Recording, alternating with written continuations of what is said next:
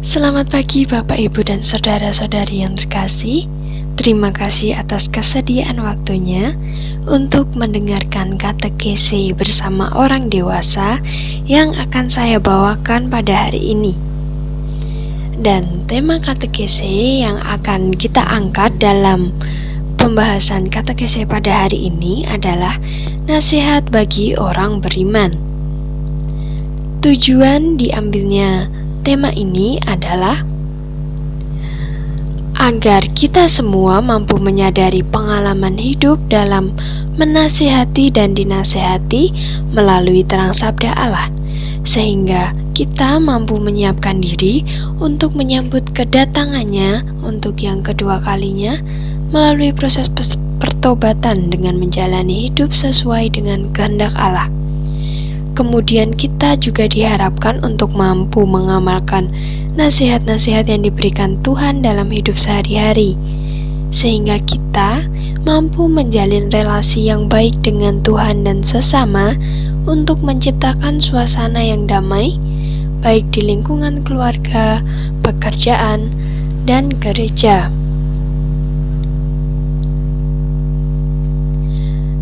Sebelum itu, mari kita siapkan lagu pembuka dari Puji Syukur nomor 320 yang berjudul Awalilah Kurbanmu.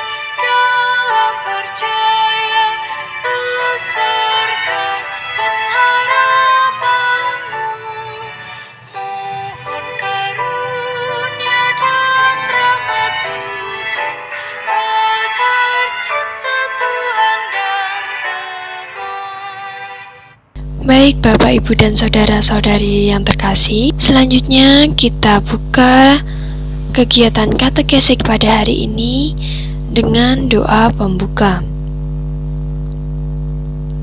Mari kita siapkan hati. Dalam nama Bapa dan Putra dan Roh Kudus, amin. Allah yang Maha Kasih, kami haturkan segala syukur kepadamu atas berkat yang masih boleh kami terima hingga hari ini. Ya Bapa, perkenankanlah kami agar dapat Kau bimbing untuk mendengar segala nasihat yang Kau berikan kepada kami, sehingga kami dapat menjadi berkat bagi sesama. Doa ini kami mohon dengan pengantaran Kristus Tuhan kami. Amin. Dalam nama Bapa dan Putra dan Roh Kudus, amin. Bapak, Ibu, dan saudara-saudari yang terkasih, selanjutnya saya akan mengajak saudara-saudari sekalian untuk mengamati kedua gambar yang akan saya berikan ini.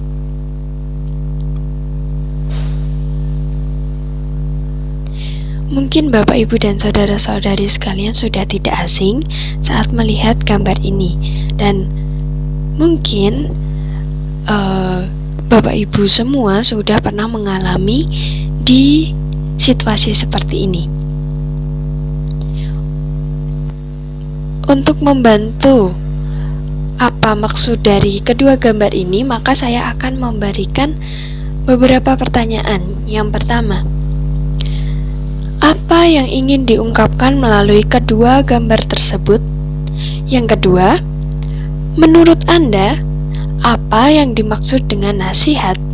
Dan yang ketiga, apakah dalam hidup Anda sering memberi atau menerima nasihat? Mari kita hening sejenak untuk merenungkan arti dari dua gambar ini melalui pertanyaan-pertanyaan yang sudah saya berikan. Baik, dalam hidup sehari-hari kita sering mendengar kata tentang nasihat. Seringkali pula nasihat-nasihat itu kita dengar dari orang tua, guru, teman-teman, dan orang-orang yang berada di sekitar kita. Namun pertanyaannya, apakah kita sudah paham mengenai makna dari nasihat itu? Nasihat merupakan suatu hal yang berhubungan dengan pengajaran akan hal-hal yang baik. Pada dasarnya, nasihat mencerminkan kata-kata yang baik, memotivasi, dan memberi semangat. Berbeda dengan kata-kata yang ditujukan untuk mencela, mencaci, menghujat, merendahkan, karena itu sama sekali bukan bentuk dari nasihat. Lalu jika disadari, nasihat itu sangat penting bagi diri kita karena kita juga tidak terlepas dari apa yang namanya kesalahan. Saat melakukan kesalahan pun, kita akan mendapat nasihat dari orang-orang terdekat kita. Dan tidak lain tujuan dari itu semua adalah untuk mengingatkan dan mengarahkan kita kepada pilihan yang benar, sehingga kita dapat berusaha untuk memperbaiki diri. Oleh karena itu, nasihat ini berperan penting agar kehidupan kita semakin terarah dan terkendali.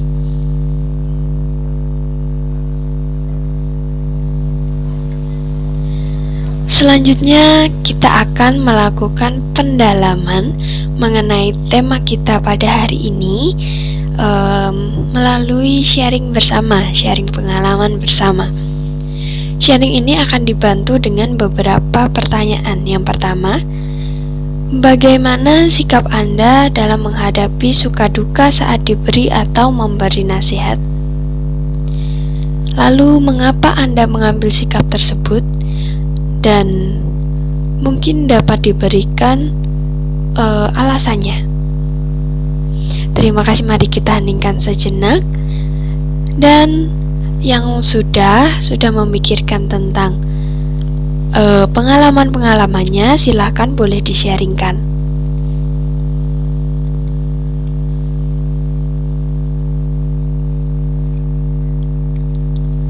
Mungkin di sini akan saya awali sharing terlebih dahulu.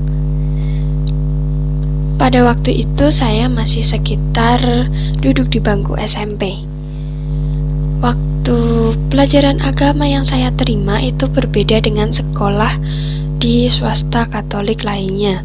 Sehingga untuk belajar agama, saya dan teman-teman yang Katolik harus menyesuaikan jadwal antara guru dan teman-teman semua. Dan jadwal itu ditetapkan saat pulang sekolah. Awalnya saya merasa enjoy untuk mengikuti pelajaran agama setelah pulang sekolah itu.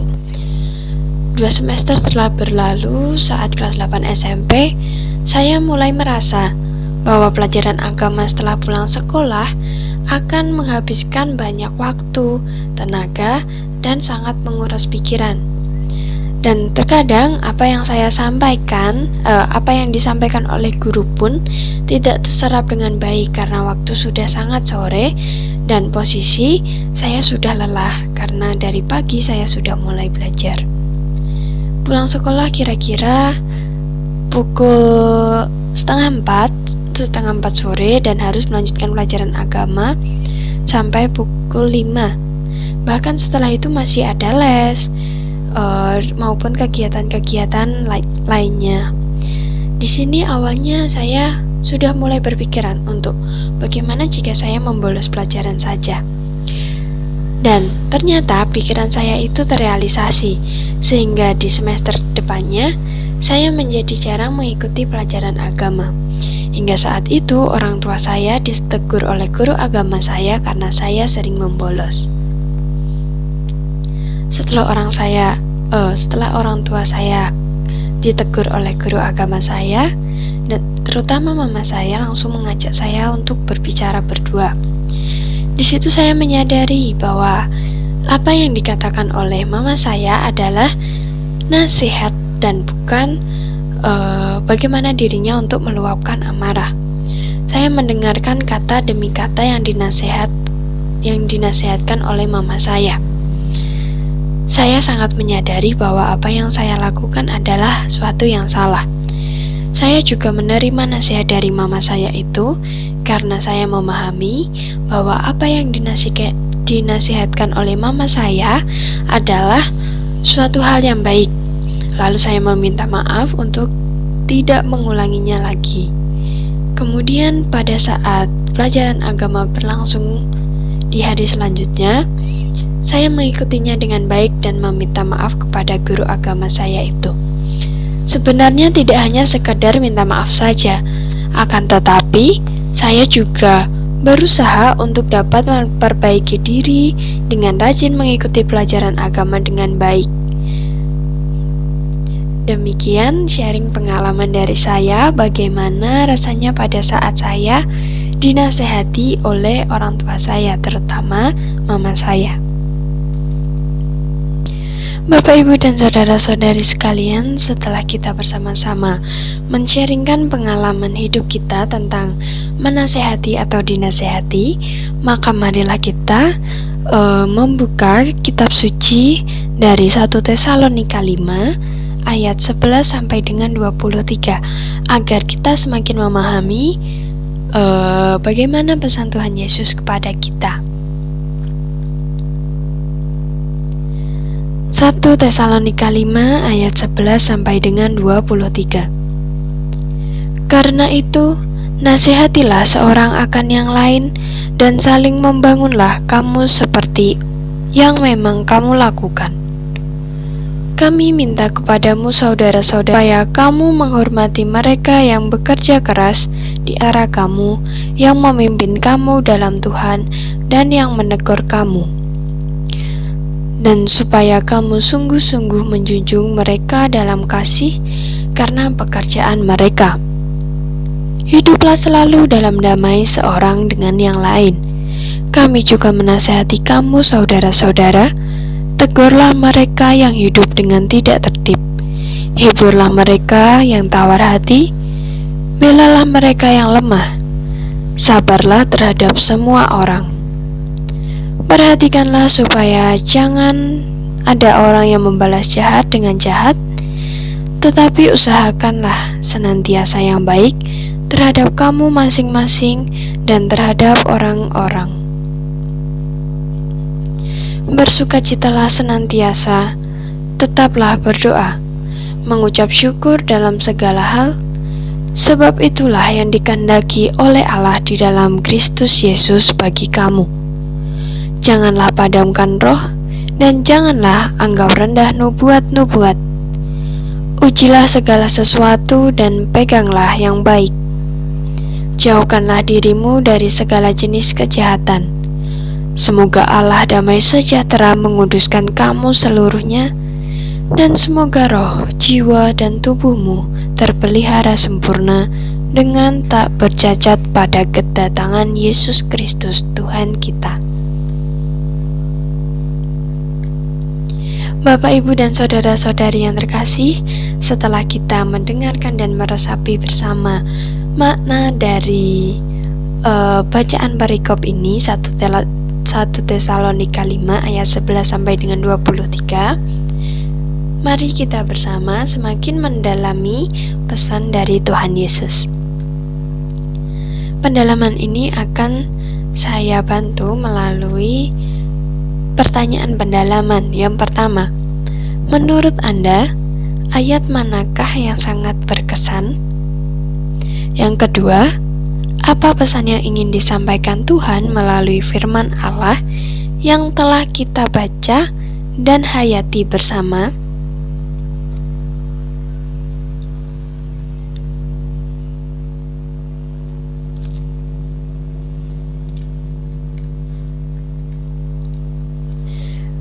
Kutipan ayat dari 1 Tesalonika 5 ayat 11. Karena itu, nasihatilah seorang yang lain dan saling membangunlah kamu seperti yang memang kamu lakukan.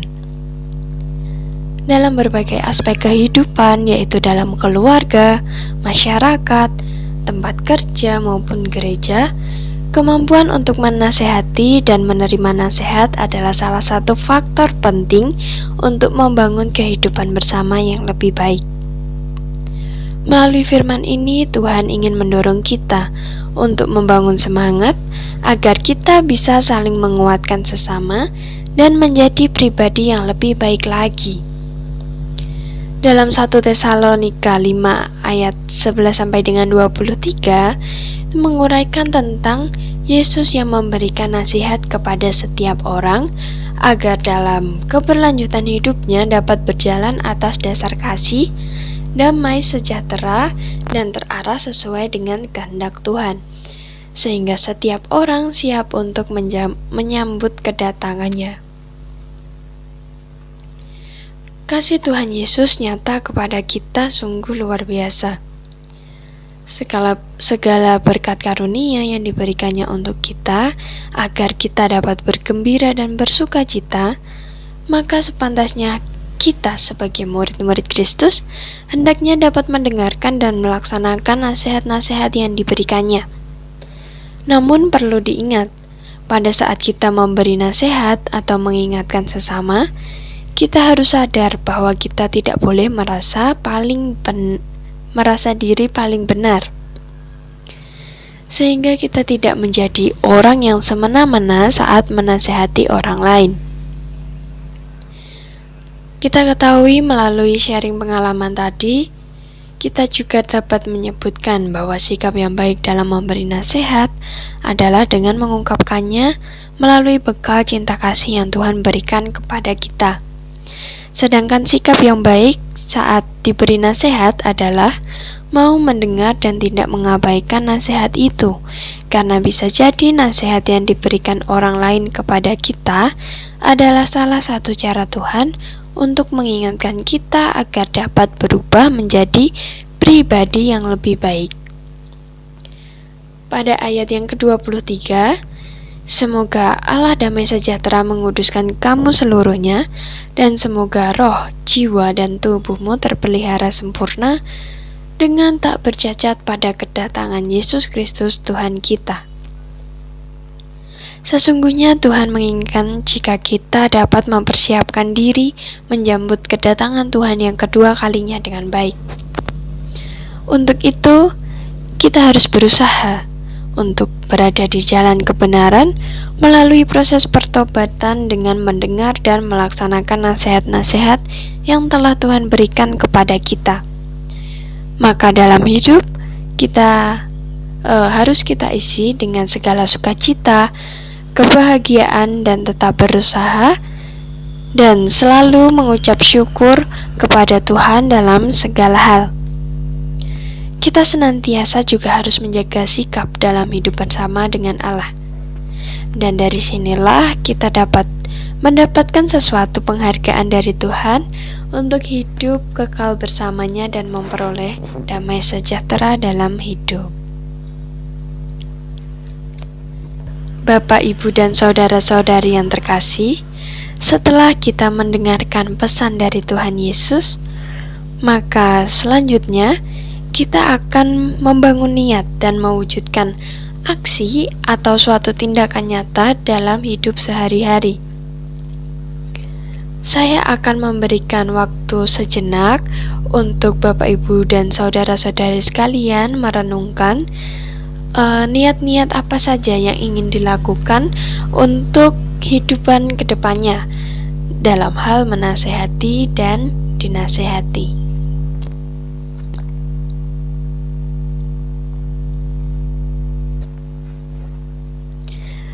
Dalam tema yang kita ambil, nasihat bagi orang beriman ini, saya ingin mengajak Bapak, Ibu, dan saudara-saudari sekalian untuk membuat suatu tindakan nyata, terlebih dalam hal memberi dan menerima nasihat. Pertama-tama kita harus dapat mendengarkan dan melaksanakan apa yang diminta Tuhan kepada kita, sehingga kita dapat menjalani hidup sesuai dengan kehendak Allah. Dari situ kita akan dapat menjadi berkat bagi sesama dengan memberikan nasihat jika terdapat suatu permasalahan, memberikan nasihat dengan ikhlas, memberikan arahan yang benar, memahami situasi dan kondisi orang yang kita nasihati, dan kita tidak boleh memaksakan kehendaknya agar orang yang kita nasihati dapat menerima nasihat kita, sehingga kita tidak menjadi orang yang egois. Kemudian saat kita menerima nasihat, maka harusnya kita dapat mendengarkannya dengan baik, agar kita dapat mengintrospeksi diri kita sendiri, sehingga kita dapat menuju jalan pertobatan dan mengubah jalan hidup kita menuju arah kebenaran sesuai dengan kehendak Tuhan. Bapak, Ibu, dan saudara-saudari yang terkasih, setelah kita sharing bersama tentang nasihat, lalu mengungkapkan pengalaman, dan selanjutnya adalah membuat niat konkret, maka inilah menjadi akhir perjumpaan pada katekese kita pada hari ini. Untuk menutup katekese kita, mari kita tutup dengan doa penutup. Mari kita siapkan hati. Dalam nama Bapa dan Putra dan Roh Kudus. Amin. Bapa yang Maha Rahim, kami mengucap syukur kepadamu atas perlindunganmu dari awal hingga akhir kegiatan. Terima kasih ya Bapa, karena Engkau telah membuka telinga dan hati kami, agar kami bisa mendengarkan segala nasihat darimu dan melaksanakannya dengan baik. Bimbinglah kami agar dapat memberi nasihat yang baik kepada sesama seturut dengan kehendak-Mu. Kami mohon kepadamu dengan pengantaran Kristus Tuhan kami. Amin. Dalam nama Bapa dan Putra dan Roh Kudus. Amin. Selanjutnya, kita tutup dengan lagu penutup dari pujian nomor 650 yang berjudul Siapa yang Berpegang.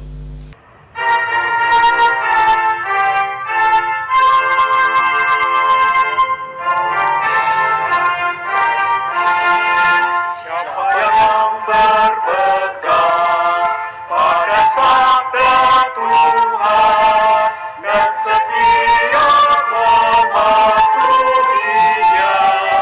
hidupnya mulia dalam cahaya bakat, bersekutu dengan Tuhannya. Percayalah dan pegang sabdanya, hidupmu dalam Yesus bahagia. Bapak, Ibu, dan saudara-saudari yang terkasih, terima kasih atas kesediaannya mendengarkan katekese yang saya bawakan ini. Semoga katekese yang saya bawakan yang berjudul Nasihat bagi Orang Beriman dapat menjadi manfaat bagi kehidupan kita selanjutnya dalam hal menasehati dan diberi nasihat. Semoga apa yang telah kita sampaikan bersama ini dapat selalu menjadi berkat bagi diri kita sendiri maupun berkat bagi sesama kita. Sampai jumpa di lain waktu. Terima kasih dan Tuhan Yesus memberkati.